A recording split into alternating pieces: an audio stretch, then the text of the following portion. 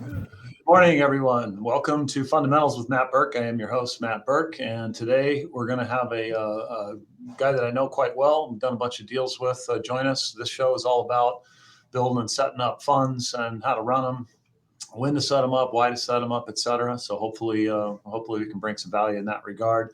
I've actually put together a fund in partnership with our guest today. Dan Norville comes to us. He's the CEO of Vivo Investments. Before that, he was with NorCap.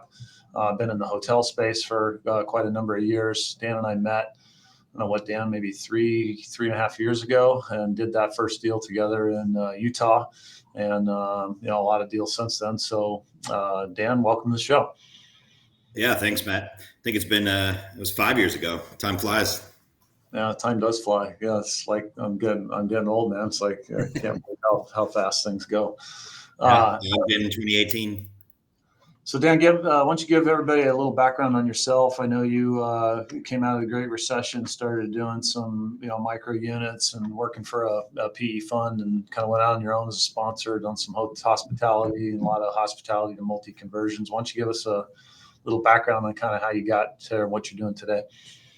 Sure. Yeah, no, stepping all the way back 2009 and 10 in the private equity world, working and creating a fund back then for a family office, did a lot of workforce, multifamily housing, and then pivoted 2012, 13 into some more development-centric pursuits, working for a different family office, doing adaptive reuse projects in downtown LA, old office buildings that hadn't been touched for 30, 40 years, and vacant from the second story up to the 10th story.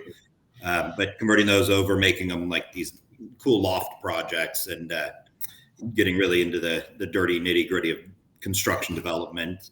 And then, from there, saw that multifamily was getting priced pretty heavy at what I thought at the time, 2013 to 15, pivoted into hotels, saw the opportunity in hotels at that point. Acquired about 7 hotel projects that were all foreclosure, receivership, bankruptcy type projects, up-branded them to different, mainly Hilton flags and brands within Hilton.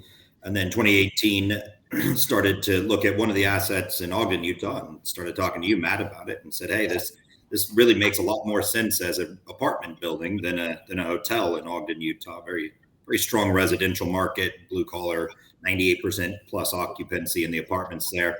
Yeah, I remember when we first looked at that deal, though, it actually came in as a hotel, right? You guys were running it as a hotel, and we were looking as a hotel. And I remember saying, man, as a hotel, this thing doesn't make a lot of sense. But they're saying, well, yeah, but it's zoned residential, and it actually was built originally as apartments. And, maybe there's a play here to kind of turn it back into apartments. And then we, started talking about that. And that's really kind of what gave rise to the whole strategy, right? Is when been doing that first deal in Ogden. So maybe tell us a little bit about that deal. It's a great example of the kind of stuff that I know you're doing today.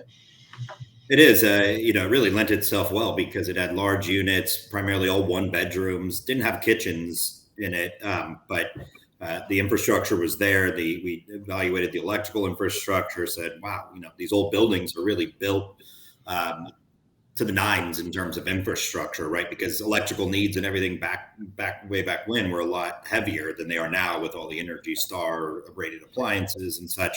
So the electrical infrastructure was there, the plumbing infrastructure was there. We embarked on the process late 19 to put the kitchens in, and we started leasing these units, 111 units, early 2020. And that was really the light bulb moment, right? We're in the middle of quarantine, everything's shut down.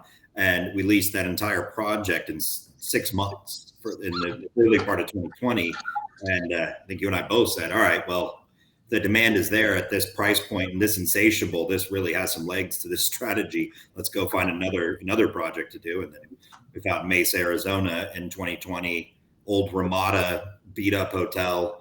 They had a bulletproof glass window where they would do the front desk.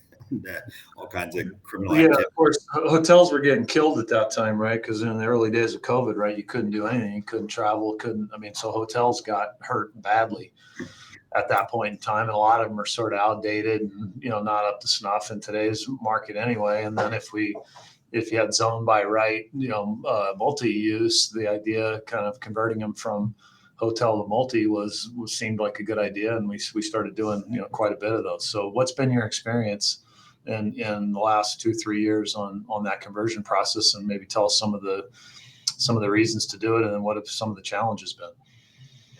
Yeah, I mean, up front, it made a lot of sense, right? These old obsolete motels that exist in overabundance across the U.S.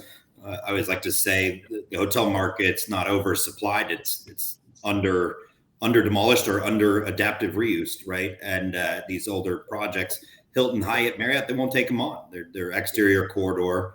There's potential crime issues and things. You can walk and drive up right to your room, and drug deals, et cetera, that are happening there. So the big brands won't take them. But when you look at it side by side, and we did this in 2020, I put a picture of a garden style 70s construction multifamily building, literally side by side with the Mesa Ramada project. Half the people couldn't tell the difference. It was like a blind taste test. Like, good luck. They look exactly the same. They're built very, very similar walk up. So it made a lot of sense. Then you get into it and you start looking at the infrastructure and the challenges that it presents. How do you design the kitchens efficiently? What are the codes and the code requirements for residential codes versus hotel codes? And they are very different, we've learned over the years. And then the biggest issue is the cities have their own interpretations of what those codes are. Yeah, exactly. You know that going in. So you have to basically have a team that can roll with the punches on the construction side, and then also be very firm with the engineering side, having electrical engineers, mechanical engineers that can go to the city and explain how we've done this 25 times now, and other cities have accepted this methodology. But going in blind or early stage in this field, it's very tough the first 3 to 5. You're going to learn a lot, right? And we did, but we've grown over the years and kind of gotten ahead of those boxes and know what to check off the boxes at this point. Yeah, and then one of the things that we did here a couple of years ago was established a GP fund to put together the GP portion of the money. So, like, what was that? I know that we've played a lot of the role in doing that, of course, because that's really kind of fundamental to our what the value prop that we bring to the table on our side of the aisle. But what, from your standpoint, what has it been like in terms of having a GP fund available there to put together to make that GP investment and to facilitate the capital that's necessary for these deals? Yeah, I'd say, looking at it from when I was a private equity guy, being an LP, I was looking at these sponsors. I was like, how does this model work, right? You have to put in a bunch of net skin in the game on every deal. You're just getting started out. Maybe you're on your first, 3 to 5 deals. You're putting out net money to get into these situations. How do you grow your business, right? How do you pay for overhead? How do you pay for the resources to grow the platform and the business? So our partnership of doing that GP fund allowed us to have some additional cash flow, additional resources to grow Vivo as a platform. We got the brand trademark. We built out brand standards. We were able to hire the resources and the team to bring in-house the property management, in-house various forms of construction, which ultimately proved to be a very big benefit for the investors, because we can control the process far better these days than if we were to outsource and third party everything. So that's the main benefit that I saw from it, is being able to build out the vertical integration of the development company, the management company.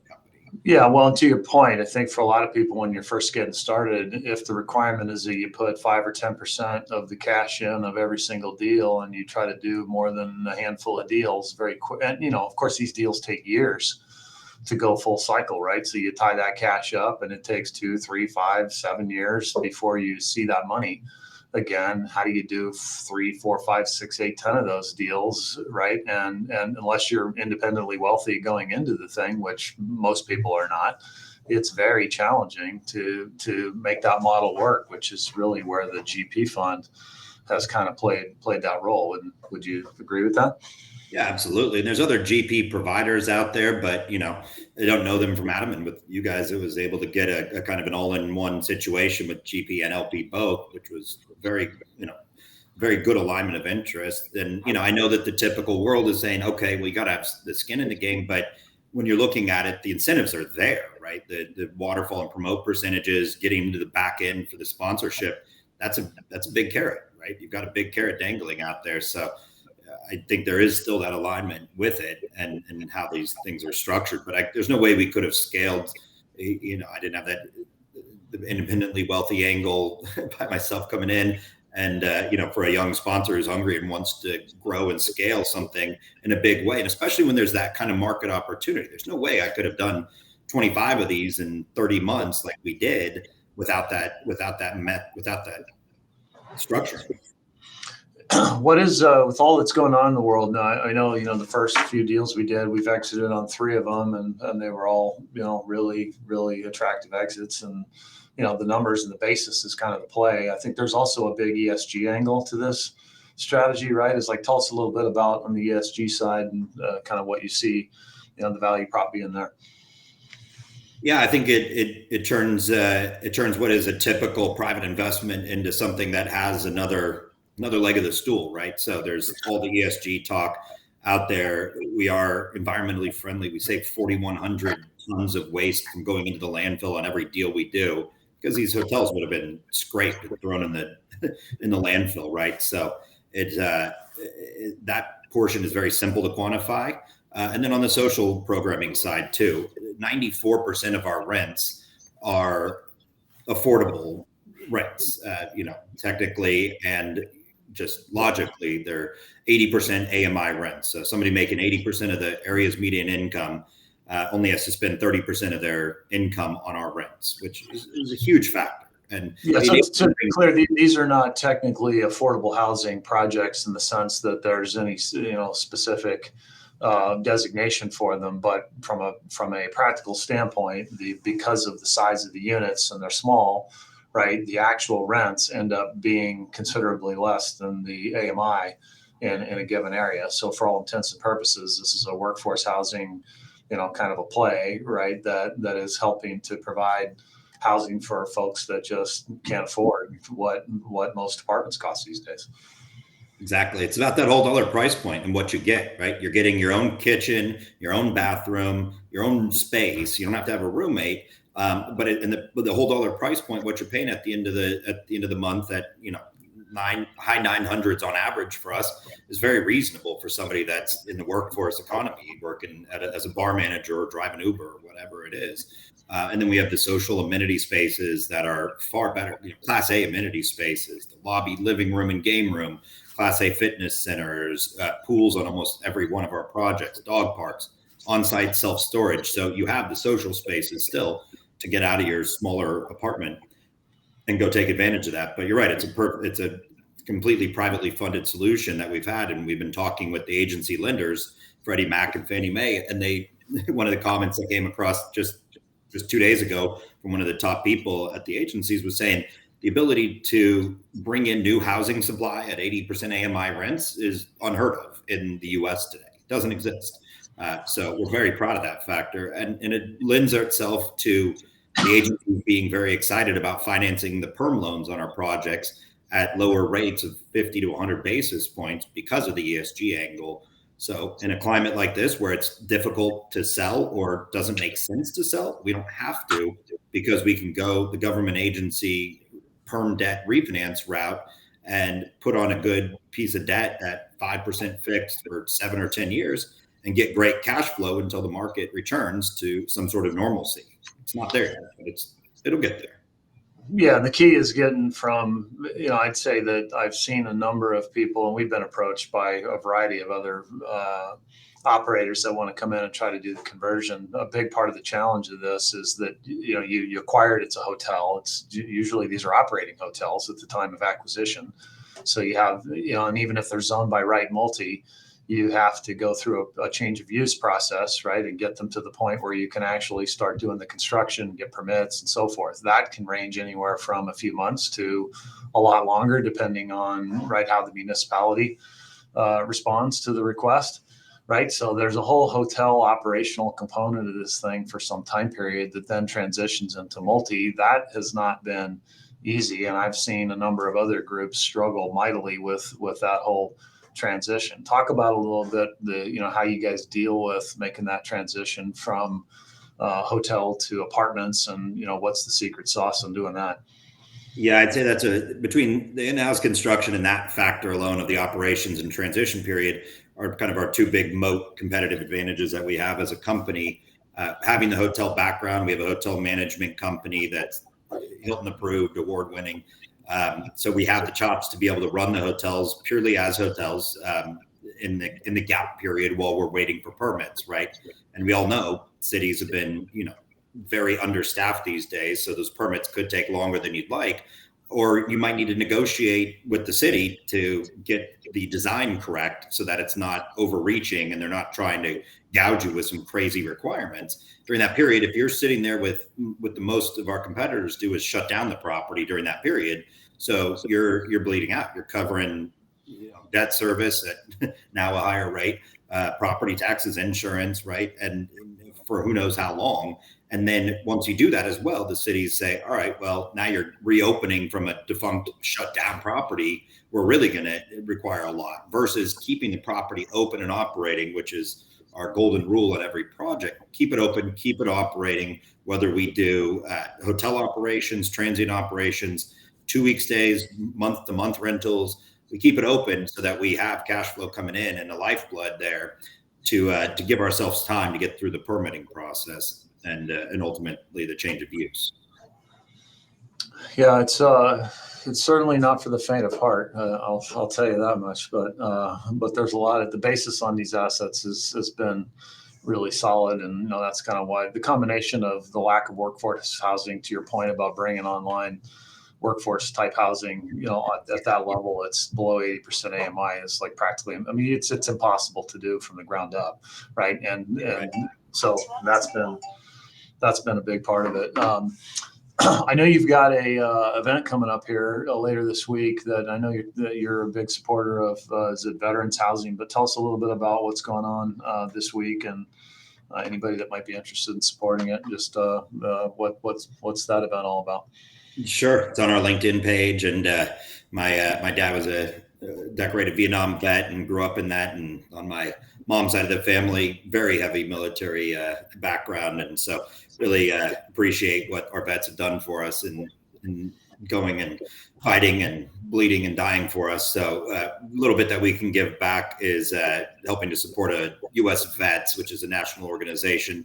They have a veteran homeless housing project in Phoenix, so we're throwing a fundraiser on Friday in Scottsdale for the U.S. Vets. They'll close the gap on one of their projects where they have a funding gap to ultimately get it across the finish line. But it's an endemic issue. It's a big issue. And Vivo, where we like to say we think is a more important place to play than providing true homeless housing, is let's house the near homeless. 74% of people in the U.S. are living paycheck to paycheck right now, and are 1 or 2 paychecks away from becoming homeless. So if we can stop it at that point and provide an attainable housing solution that builds resilience for these residents, then we're doing our job, right? And helping to solve the crisis in many different ways.